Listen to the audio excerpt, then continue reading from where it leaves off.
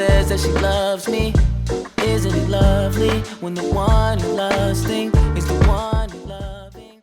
Even though I'm less optimistic than I've ever been, how do you feel about this third party that Joe Manchin's supposed to be running for president? What's it called? The grift. The grift party. The grift party. You're talking about no labels, but it's a grift party. Labels. It's a Republican-funded and supported party to tear votes from Democrats, and it's run by the likes of Joe Lieberman, who has been on the wrong end of so many terrible deals for America as long as he was a U.S. senator, protecting the insurance companies in his state of Connecticut, protecting Israel at the expense of the United States of America. I mean, Joe Lieberman is done so much damage, and he is the guy behind, one of the many people behind No Labels.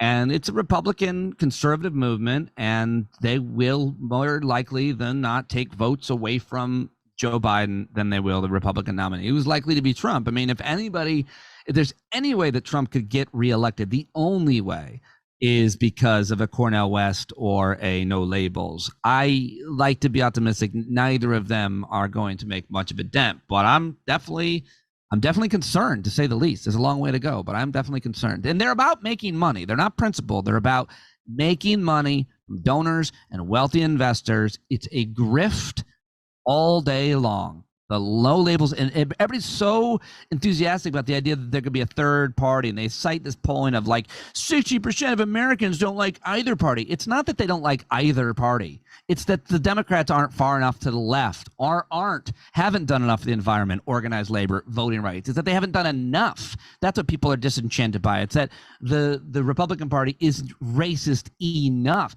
hasn't killed enough jobs, hasn't put enough people in prison, has given too many people a second chance, or other ridiculous things. So it's not that they're independent, that they're in the middle. It's that they don't feel like government is doing a good enough job, either party. But it's not that they don't align more with one ideology than the other. That's another canard you've been told. Well, we watched Clinton, who did balance the budget and leave a surplus. At Bill the Clinton, expense of poor people. Right. I was going to say, we watched Bill Clinton roll back a lot of the very things that got him elected. Right. He regulated the financial industry, which came back to kill us all 10 years later. Yep. And let's not even talk about what he did in Haiti. And let's not even talk about, foreign policy ideas. It was a Democrat. Yes, that's what I'm saying. Yeah. He became a centrist, quote unquote, to get elected twice. Right. To make those other people who, hate welfare queens, comfortable enough to vote for him. Black people, because somebody said he was the first Black president, we just voted for him, didn't even question it, right? Twice.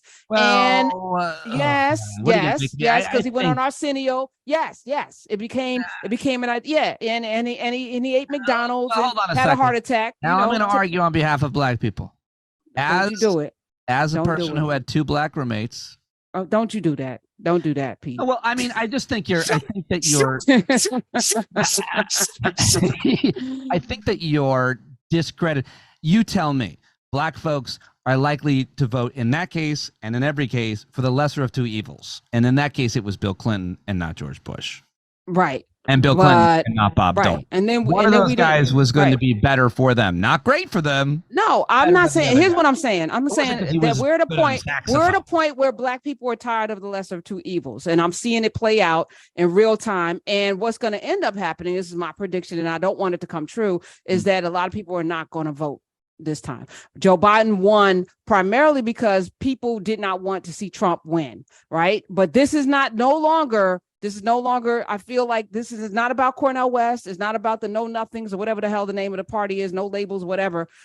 This is about people being disenfranchised, period. Let me push back again. For statistically, Black folks turned out in record numbers in Georgia. Yes. And statistically, Black folks turned out in record number for Joe Biden. And what Joe Biden has done in terms of promises kept for Black folks has been a lot, not everything, but it's been a lot. So I'm not sure you're right that they're not going to, that they're so disenchanted with Democrats, as you're saying. I mean, you may be right. I'm absolutely right. And I'm gonna say black people didn't show up for Joe Biden. They showed up for themselves, as we always do. We will always show up for ourselves. Thing. And in this time, I'm saying there's a fatigue that I'm sensing that I didn't sense. There was an energy that I was sensing in 2020, and 2022 with the Georgia Senate race. There was an energy that is not existing right now, primarily because I think Trump's not probably going to be around to even run. DeSantis, it's like, where's he going? Where do you think Trump's going?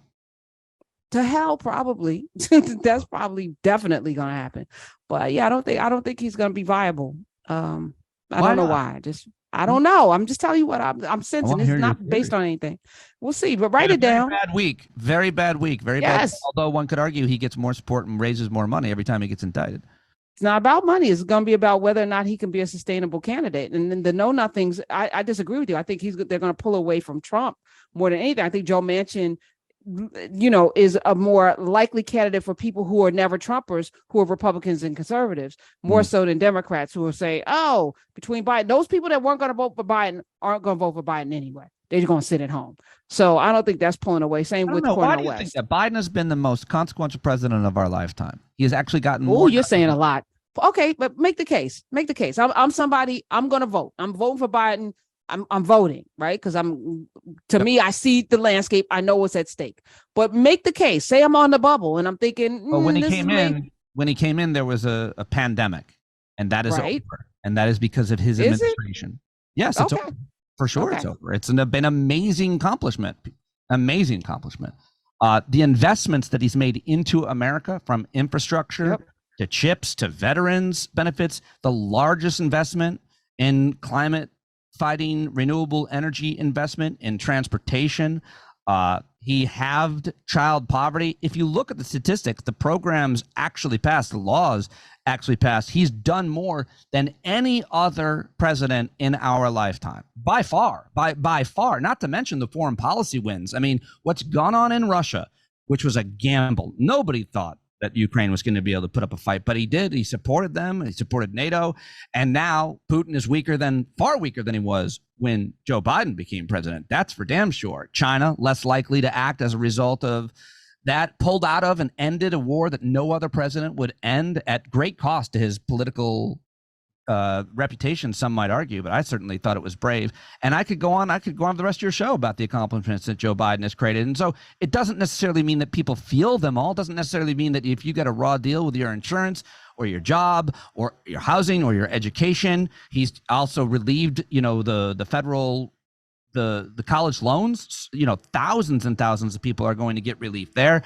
So there's just so much more that we can talk about. Investments in science and education and research, and just a certain sanity that he's brought to the seat, which is really hard after we had a crazy person for 4 years. So I mean, I could keep going, Karen.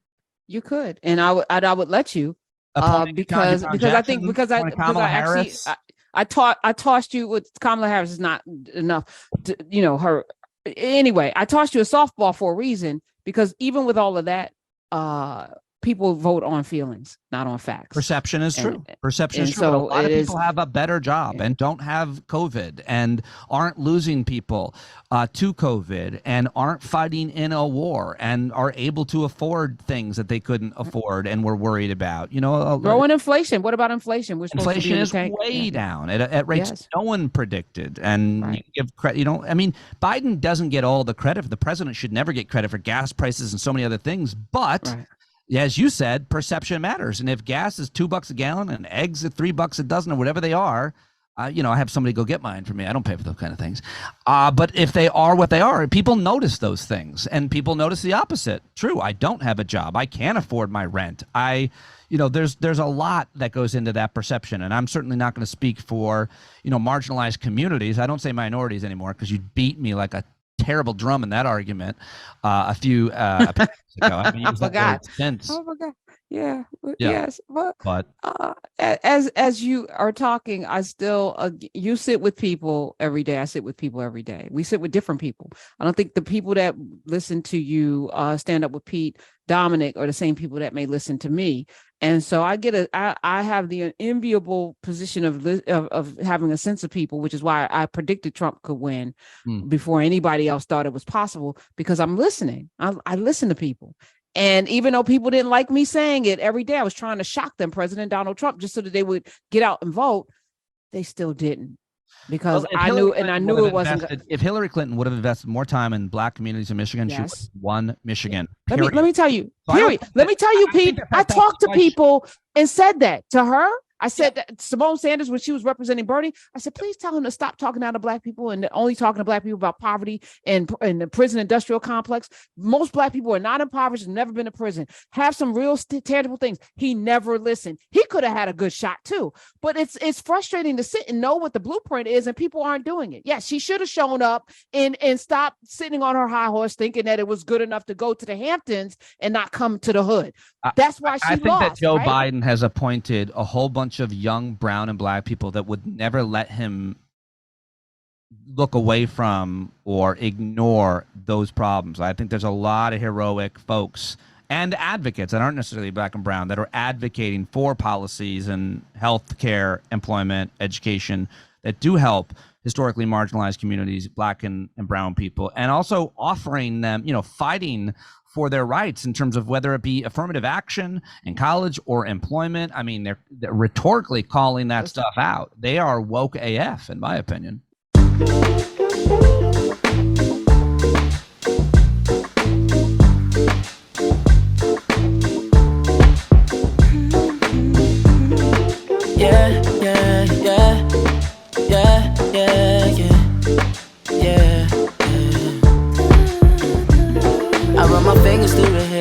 As she smiles and says that she loves me. Isn't it lovely when the one you love thinks